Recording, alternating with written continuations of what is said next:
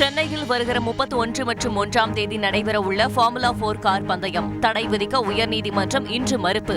போக்குவரத்து இடையூறு இல்லாமல் இருப்பதை உறுதி செய்யவும் உத்தரவு. அமெரிக்காவின் சான் பிரான்சிஸ்கோ சென்றடைந்தார் முதலமைச்சர் ஸ்டாலின். விமான நிலையத்தில் உற்சாக வரவேற்பு.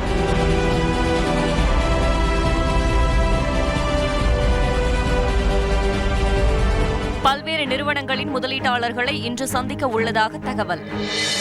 பிஎட் படிப்பிற்கான செமஸ்டர் தேர்வு வினாத்தாள் கசிந்த விவகாரம். ஆசிரியர் கல்வியியல் பல்கலைக்கழக பதிவாளர் இன்று அதிரடி நீக்கம். கேரளாவில் பிரபல நடிகர்கள் மீது குவியும் பாலியல் புகார் எதிரொலி. நடிகர்கள் ஜெயசூர்யா, முகேஷ் மீது கேரள காவல்துறை இன்று வழக்கு பதிவு. தன் மீது புகார் கூறிய நடிகை ஏற்கனவே பணம் கேட்டு மிரட்டியதாக கேரள முதல்வருக்கு முகேஷ் பரபரப்பு கடிதம்.